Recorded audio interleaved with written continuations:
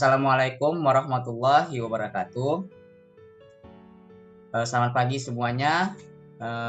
Perkenalkan kami dari kelompok 2 dan hari ini kami akan membahas materi seputar penyakit pada ICD pada kode H15 sampai H22 yaitu Disorder of Sclera, Cornea, Iris, and Ciliary Body.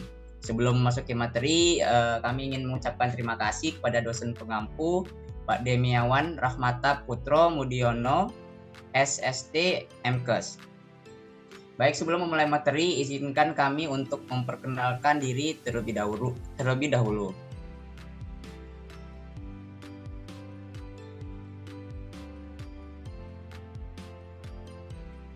Yang pertama ada saya sendiri, Maman Hafiz dengan NIM G412222140. Terus ada Rizky Oktaviandi dengan NIM G412222180. Yang ketiga ada Nathanael Happy Priria dengan NIM 412222782. Dan yang terakhir ada Musdalifatul Jannah dengan NIM G412222735. Baik, untuk pemaparan materi yang pertama akan dijelaskan oleh Kurin. Kepada Kurin kami persilakan. Baik, materi yang pertama yaitu H15 Disorder of Sclera. Saya mengambil poin yang H15.0 atau scleritis. Pengertian yaitu gangguan oftalmologi akibat inflamasi pada sklerela. Skleritis ditandai dengan lesi yang sangat nyeri pada sklerela. Disertai kemerahan fokal atau difus pada skleritis posterior.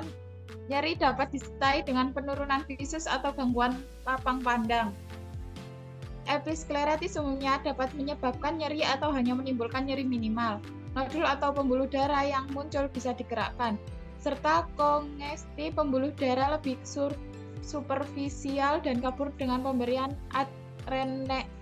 adrenergik atau vasokonstriktor topikal.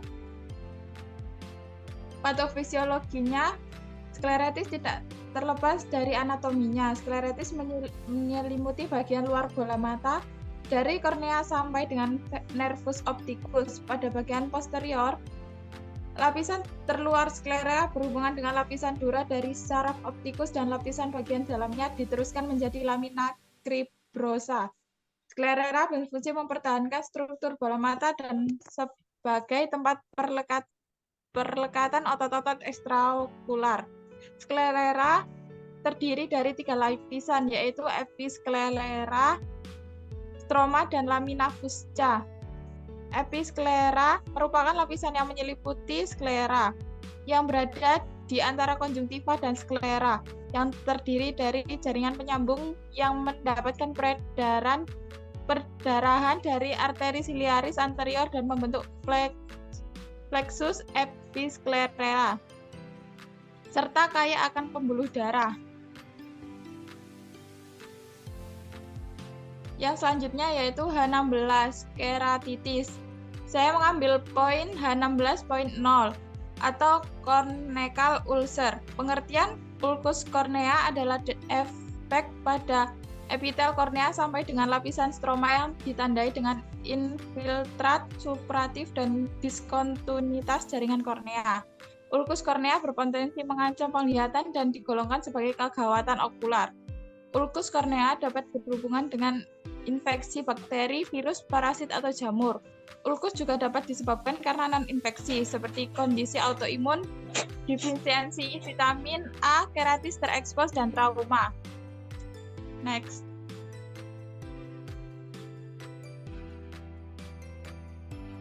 Patofisiologi ulkus kornea berkaitan dengan anatomi kornea yang merupakan jaringan avaskular. Saat terjadi inflamasi, pelepasan zat antiinflamasi tidak akan secepat jaringan yang kaya akan vaskularisasi.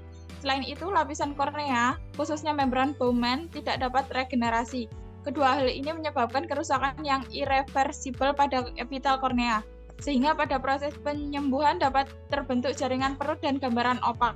Keluhan pada ulkus kornea meliputi mata merah, nyeri, sensasi benda asing, fotofobia, keluar sekret dari mata, dan mata berair.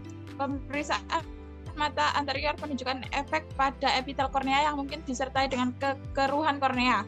Pemeriksaan lain yang diperlukan adalah pemeriksaan visus, respon pupil, dan tes fluoresensi untuk melihat fructus kornea lebih jelas, dan tes Seidel untuk melihat kemungkinan perforasi kornea. Selanjutnya akan dijelaskan oleh teman saya. Baik, terima kasih. Selanjutnya ada H17 yaitu corneal scars and opacities. Di sini saya mengambil H17.0 dengan penyakit adherent leukoma. Leukoma adherent atau adherent leukoma adalah kekeruhan sikatris kornea dengan menempelnya iris di dataran belakang. Hal itu menyebabkan terbentuknya sikatris padat dan putih pada kornea, sehingga penderita leukoma adherent biasanya memiliki gambaran putih pada opak yang terlihat hanya dengan menatap mata penderita. Patofisiologi, leukoma adherent terjadi akibat adanya disrupsi kornea yang menyebabkan perforasi. Dapat pula terjadi akibat pasca infeksi ataupun kelainan kongenital seperti pada anomali Peter. Oleh karena itu, umumnya penderita mengalami penurunan pada penglihatannya. Lanjut H18, Other Disorders of Cornea. Di sini saya mengambil H18.1 yaitu buloskleropati. Buloskleropati atau keropati bulosa adalah kelainan kornea mata yang ditandai dengan terbentuknya gelembung berisi cairan bulat di selaput kornea. Patofisiologi, buloskleropati atau keropati bulosa dapat terjadi di saat kornea mata mengalami kerusakan yang parah. Kornea adalah lapisan terluar pada mata yang berfungsi untuk melindungi mata dari infeksi dan cedera. Ketika kornea mengalami kerusakan, hal ini dapat menyebabkan penumpukan cairan di bawahnya, yang dapat memicu terjadinya gelembung-gelembung pada lapisan kornea. Selanjutnya akan dijelaskan oleh rekan saya. Baik, sekarang saya akan menjelaskan pada blok H19, Disorder of Sclera and Cornea in Disease Classified Elsewhere. Nah, jadi saya akan jelaskan pada subbab B00.5 Dejer H19.1 asterisk atau herpes viral keratitis dan keratokonjungtivitis. Untuk pengertian sendiri, herpes simplex atau HSV1 adalah virus penyebab infeksi herpes pada mulut yang biasa ditularkan lewat seks oral tanpa kondom. Itu sebabnya kenapa herpes lebih dikenal penyakit menular seksual. Dalam dunia medis, infeksi herpes pada mata disebut dengan herpes okular atau herpes simplex keratitis. Herpes mata dapat menjadi penyebab kebutaan permanen akibat kerusakan kornea dan sumber kebutaan menular yang paling umum. Untuk patofisiologinya, terdapat beberapa kondisi yang dapat menjadi faktor predisposisi terjadinya inflamasi pada kornea. Kornea mendapatkan pemaparan langsung dari mikroba dan pengaruh lingkungan. Oleh sebab itu, untuk melindunginya, kornea memiliki beberapa mekanisme pertahanan. Mekanisme pertahanan tersebut termasuk refleks berkedip, fungsi antimikroba film anti-air mata atau lisosim, epitel hidrofobik yang membentuk barrier terhadap difusi, serta kemampuan epitel untuk bergenerasi secara cepat dan lengkap. Epitel merupakan barrier yang efisien terhadap masuknya mikroorganisme ke dalam kornea. Pada saat epitel mengalami trauma, struma yang avaskular dan lapisan Bowman menjadi mudah untuk mengalami infeksi dengan organisme yang bervariasi, termasuk bakteri, amoeba, dan jamur. Streptococcus pneumonia merupakan patogen kornea bakterial. Patogen-patogen yang lain membutuhkan inokulasi yang berat atau pada host yang immunocompromised untuk dapat menghasilkan sebuah infeksi di kornea. Ketiga patogen telah menginvasi jaringan kornea melalui lesi kornea superficial. Beberapa rantai kejadian tipikal akan terjadi, yaitu next. Yang pertama adalah lesi pada kornea. Terus bisa jadi patogen akan menginvasi dan mengkolonisasi struma kornea. Selanjutnya antibodi akan menginfiltrasi lokasi invasi patogen. Hasilnya akan tampak gambaran opasitas pada kornea dan titik invasi patogen akan membuka lebih luas dan memberikan gambaran infiltrasi kornea. Selanjutnya, iritasi dari bilik mata depan dengan hipopion atau umumnya berupa pus yang akan berakumulasi pada lantai dari bilik mata depan. Selanjutnya, patogen akan menginvasi seluruh kornea. Hasilnya, stroma akan mengalami atrofi dan melekat pada membrana descemen yang relatif kuat dan akan menghasilkan descementosele, di mana hanya membran descemen yang intak. Selanjutnya, ketika penyakit semakin progresif, perforasi dan membran descemen terjadi dan humor aqueous akan keluar. Hal ini disebut ulkus kornea perforata dan merupakan indikasi bagi intervensi bedah secepatnya. Pasien akan menunjukkan gejala penurunan visus progresif dan bola mata akan menjadi lunak. Next. Selanjutnya pada blok H20 yaitu iridoksilitis. Saya mengambil subbab H20.1 yaitu kronis iridoksilitis. Untuk pengertiannya, iridosiklitis adalah kondisi ketika bagian iris mata atau bagian berwarna mata dan badan siliaris meredam. Kondisi ini juga biasa disebut iritis atau uveitis anterior. Iris terdiri dari serat otot yang mengontrol seberapa banyak cahaya yang masuk ke pupil, sehingga kamu bisa melihat dengan jelas. Ini membuat pupil lebih kecil dalam cahaya terang dan lebih besar dalam cahaya redup. Next. Untuk patofisiologinya, peradangan intraokular timbul karena respon imun bawaan innate dan respon imun adaptif. Imunitas bawaan mengenali antigen mikroba, virus atau bakteri, dan antigen asing lainnya. Kemudian menghancurkannya menggunakan makrofag, sel mast, dan neutrofil. Imunitas adaptif meningkatkan respon imun setelah paparan berulang terhadap satu jenis antigen. Sel yang berperan dalam respon imun adaptif adalah antigen presenting cells, limfosit B, limfosit T, dan makrofag. Dua respon imun tersebut berguna untuk melindungi tubuh terhadap antigen asing. Namun, disregulasi respon imun bawaan dan adaptif dapat menimbulkan kerusakan pada jaringan, termasuk pada kasus iritis. Pada kasus iritis traumatik, trauma pada mata menyebabkan kerusakan dan kematian sel. Debris sel-sel mati tersebut merangsang reaksi inflamasi lokal.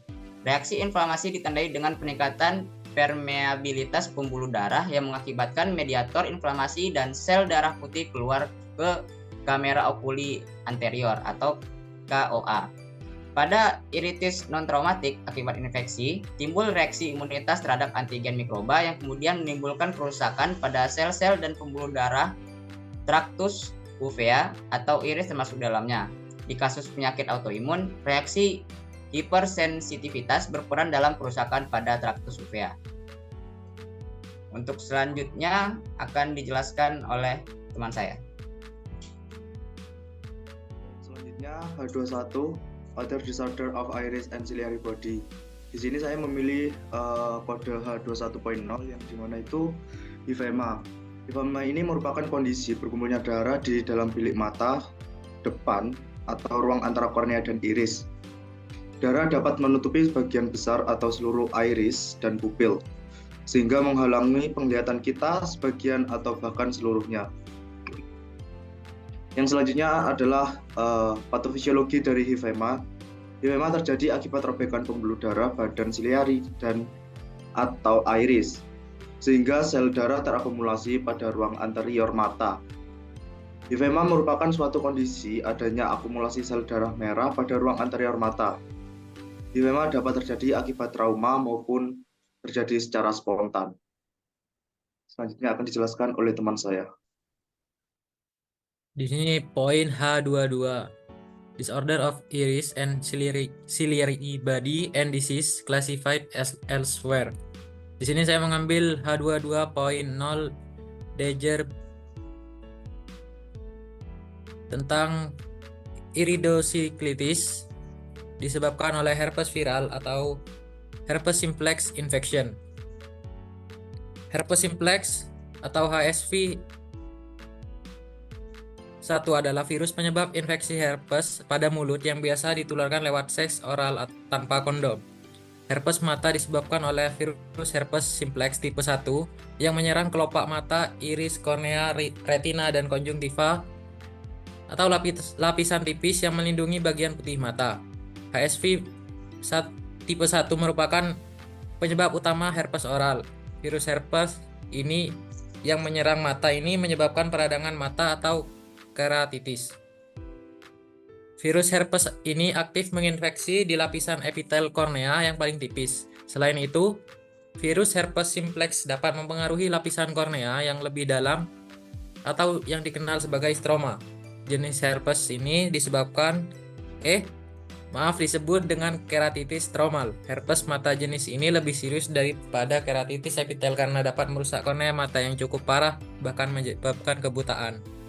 Mungkin itu saja yang dapat kami jelaskan terkait penyakit ICD pada blok H15 sampai H22 tentang disorder of sclera, cornea, iris, and ciliary body.